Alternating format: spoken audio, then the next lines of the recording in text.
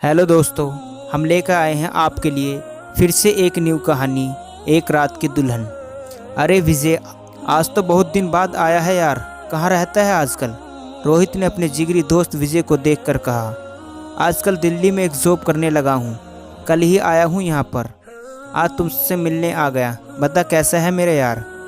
क्या बताऊँ यार तुझे, जैसे पहले था वैसे ही अब हूँ, कुछ नहीं बदला यार।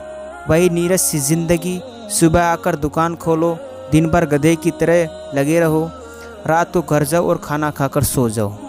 बस यही है ज़िंदगी। ऐसी ज़िंदगी तो कल्पना नहीं की थी यार कभी, पर क्या करे, किसे दोष दें? पता नहीं भगवान ने मुझसे कौन सी दुश्मनी निकाली है जो मेरी ज़िंदगी में रोमांस का कोई चैप्टर ही नहीं रखा। साला 35 साल का हो गया हूँ, ना तो मेरी कोई गर्लफ्रेंड है न ही कोई बीबी। अब तो शायद शादी का चांस भी ख़त्म हो गए लगते हैं। पता नहीं सूरत बुरी है या सीरत, कोई घास ही नहीं डालता। किससे शिकवा करें, किससे शिकायत? अब तो इस बारे में मैंने सोचना ही छोड़ दिया है यार। और तू बता, तेरी दिल्ली में कोई टाँका भिड़ा या नहीं? अरे कहाँ यार, अपना नसीब भी तेरा जैसा ही है। पता नहीं लोगों को 3-4 गर्लफ्रेंड और बीवियाँ कैसे मिल जाती है यार। यहाँ तो एक के भी लाले पड़ रहे हैं। साले इतने बड़े शहर में तू छड़ा का छड़ा ही रहा। हम तो सोच रहे तेरा जुगाड़ तो हो ही जाएगा, पर तू भी मेरे जैसा ही निकला। हाँ यार, हम भी तंग आ गए हैं इस अकेलेपन से। काई को इस चून की लुगाई होती, कम से कम उससे दिल की भड़ास तो निकाल लेते, मगर वो भी नहीं है यहाँ तो। सुना आजकल प्लास्टिक की लड़की आने लगी है, जो आदमी को सब सुख दे जाती है जो उसे चाहिए। तूने देखा है क्या कोई ऐसी लड़की? नहीं यार, मैंने तो सुना भी नहीं है, पर मेरा एक दोस्त है दिल्ली में, अभी बना है। वह एक दिन बता रहा था कि एक जगह है जहाँ एक रात के लिए 1000 रुपये में एक लड़की मिल जाती है।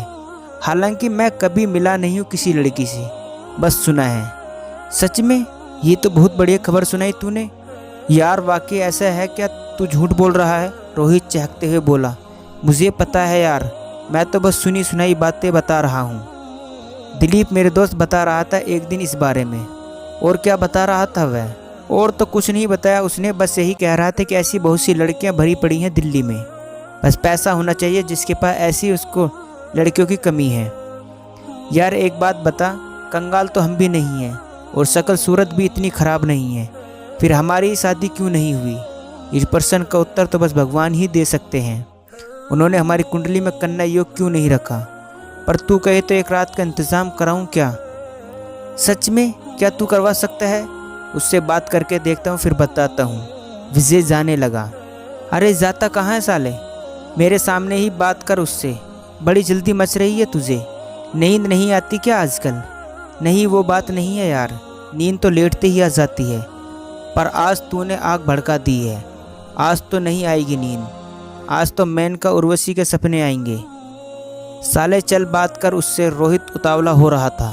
विजय ने दिलीप को फ़ोन मिलाया और हाय हेलो के बाद सीधी बात नो बकवास स्टाइल में अपनी बात रख दी। दिलीप ने कहा, जब चाहे जितना ले लो, एक से बढ़कर एक लो, बताओ कब चाहिए? रोहित ने हिसाब लगा। उसकी दुकान की छुट्टी अमावस्या को रहती है, उससे एक दिन पहले की रात ठीक रहेगी। रात्रि जागरण होगा तो दूसरे दिन आराम करने को भी मिल जाएगा। दोनों का प्रोग्राम बन गया। विजय ने फोटोग्राफ भी मंगवा लिए। रोहित को एक लड़की पसंद आ गई, उसकी आँखें बहुत मासूम सी थी। विजय ने दूसरी लड़की पसंद की। थोड़ी देर में दिलीप का फ़ोन आ गया। उसने कहा कि वो मासूम सी आंखों वाली लड़की एक रात के 5000 रुपये लेती है। अब तो पेच फंस गया।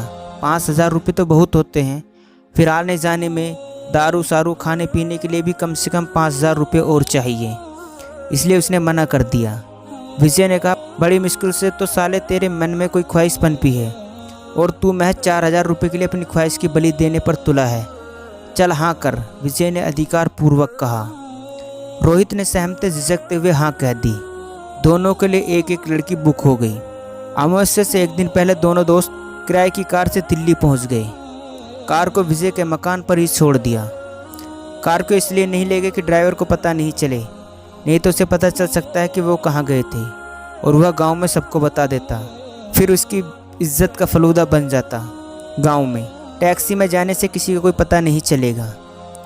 तीनों दोस्त ने खूब दारू पी, मनपसंद खाना खाया। इन सब का पैसा रोहित ने ही दिया। आज उसके मन की मुराद पूरे होने वाली थी। इसलिए बड़ा खुश लग रहा था वह। तीनों लड़कियां एक ही भवन में रहती थी।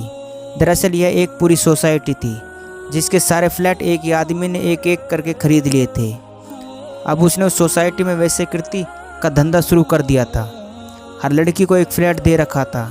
एक कमरे में वह रहती थी और दूसरे में अपना पैसा चलाती थी। डील मालिक ही करता था और आधे पैसे वह लड़कियों को देता था। फ्लैट का कोई किराया नहीं लेता था। सब लड़कियां बड़ा आदर करती थी मालिक का। कोई जोर जबरदस्ती का काम नहीं था, मनमर्जी का सौदा था। करना है करो, नहीं तो चले जाओ। पर एक भी लड़की आज तक नहीं गई थी यहाँ से। रोहित धड़कते दिल से पूनम के फ्लैट में दाखिल हुआ। वह सिर से लेकर पांव तक थरथर कांप रहा था। उसकी यह हालत देखकर पूनम बहुत जोर से हंसी। साले पहली बार आया है क्या यहाँ किसी कोठे पर? उपहास उड़ाने वाली आवाज़ सुनकर रोहित और शर्मा गया और वह भी वहीं जड़वत खड़ा रह गया। उसकी इस हालत का पूनम और जोर से हंसी। साले जब तू इतना शर्माता है तो क्या पूजा करने आया है? चल फटाफट अपना काम कर और दफ़ा हो जाए यहाँ से, लगभग चीखती हुई पूनम बोली। रोहित को बड़ा अपमान सा लगा था। यहाँ पर एक तो उसने मुँह मांगा दाम दिया था, ऊपर से गाली गलौज भी कर रही है। उसे अगर पता होता कि यहाँ पर इतना अपमानित होना पड़ेगा तो वह कभी भूल कर भी नहीं आता।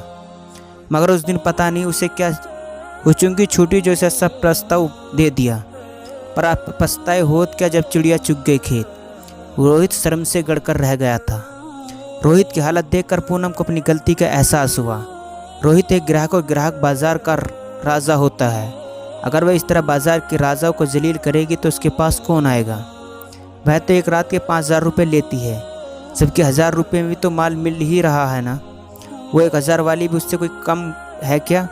ये तो उसकी आंखों का कमाल है जो लोग उस पर मरते हैं, वरना तो वह सामान सब एक जैसा है।